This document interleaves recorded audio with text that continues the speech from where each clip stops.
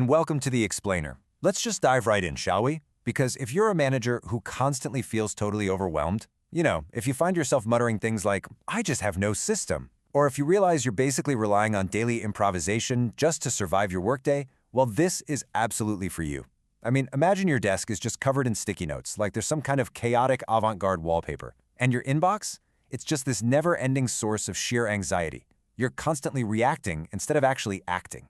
So today, we're going to break down the personal work methodology inspired by Fredmund Malik, and we'll see how a structured approach can literally transform your chaotic daily life into something manageable, predictable, and, believe it or not, remarkably calm. Okay, so check this out. Let's look at the math for a second, because the numbers here are, frankly, staggering.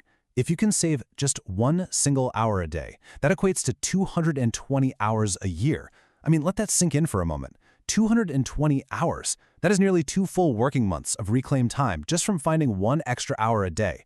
Think about what you could actually do with 2 entire months of uninterrupted time. You could finally launch that massive project you've been putting off. You could master a totally new skill set, optimize your entire department, or, honestly, just take a real vacation without nervously checking your phone every 5 minutes. And honestly, this right here brilliantly illustrates what's really at stake. Those 220 hours aren't just, some fun piece of trivia to throw out at a networking event. They are the literal difference between feeling like you are constantly drowning in work versus having the actual physical space to think. It's that visceral, stressful feeling of drowning in unread emails, Slack pings, and last-minute urgent requests, compared to the absolute calm of a captain who actually has a clear horizon, a solid map, and the time to actively steer the ship where it needs to go instead of just frantically bailing out water. All right, moving into section 1, improvisation versus system. So, the big question, how do we actually get those 220 hours back and become that calm captain? Well, it requires a pretty fundamental shift in how we operate. We have to transition from an improvised workday into a systemized one.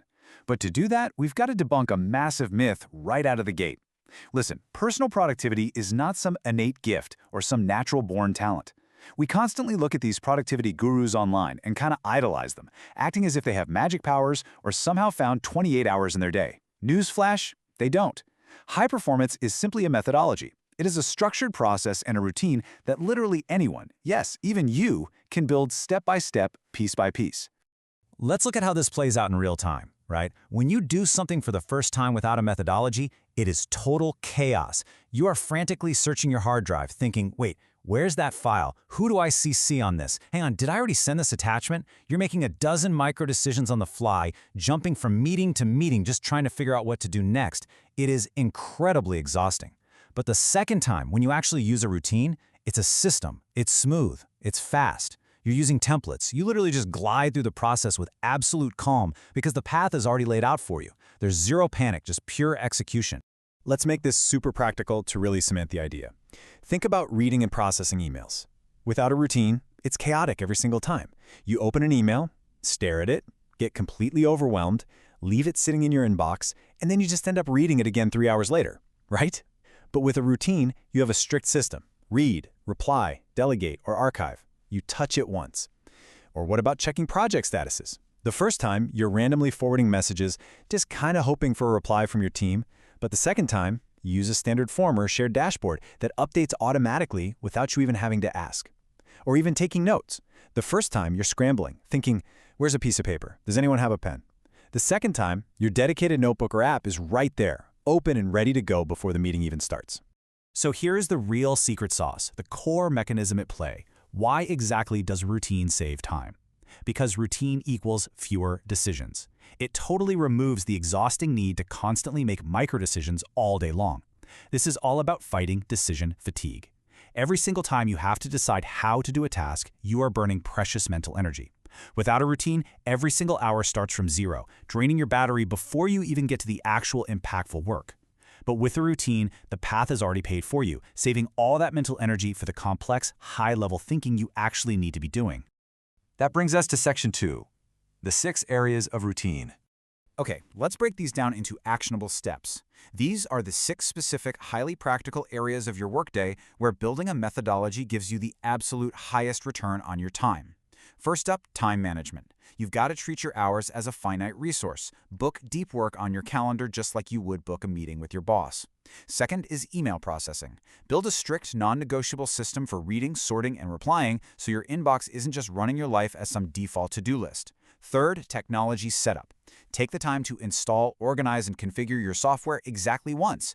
Don't constantly tweak your notifications or reorganize your desktop every single day. Fourth, document templates. Use them aggressively. Writing reports, proposals, or weekly updates usually repeats week after week, so don't start from scratch. Fifth is backlog resolution. Schedule a specific time to handle uncompleted tasks, maybe say once a week on a Friday afternoon, instead of frantically trying to squeeze them in between calls. And finally, notebook and memory. Have a rigid system for how you memorize and where you store information. Never, ever trust your brain to remember a random detail from a Tuesday morning meeting ever again. Moving right along to Section 3, routine is liberation. I kind of want to pause here for a second because we are arriving at what is arguably the most crucial mindset shift, the real emotional core of this entire explainer. Routine is not a punishment. Routine is liberating. I really want you to let that reframe your thinking entirely. Because, we often view structure as something that boxes us in, right? Like it's this rigid cage that kills creativity, flexibility, or spontaneity. But the reality, having a methodology actually frees up your mental bandwidth. By putting the mundane, repetitive tasks on absolute autopilot, you're literally giving yourself your mind back so you can be creative, strategic, and innovative where it actually counts. And look, I'm not saying you have to adopt some rigid militant dogma. Not at all. These are your systems, custom-built for you. They have to be tailored to your specific scale, your unique personality, and your company's actual infrastructure. The goal here isn't to perfectly copy some tech billionaire's exact 4 a.m. ice bath morning routine. No way!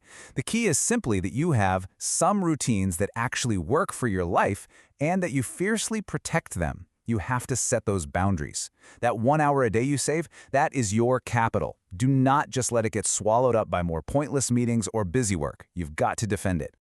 Which leads us nicely into Section 4, your first routine. All right, let's actually do this. I do not want you to try fixing your entire life all at once today. Seriously, that is just a recipe for instant burnout. Instead, we're going to start incredibly small with a highly achievable micro-action.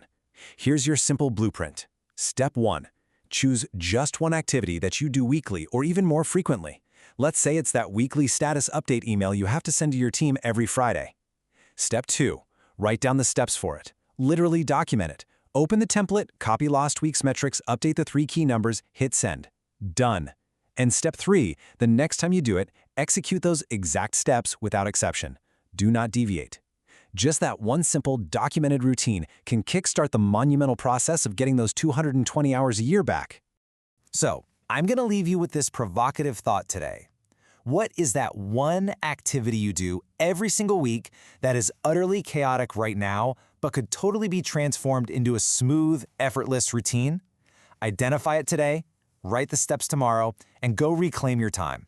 Thanks so much for joining me for this explainer, and I'll catch you next time.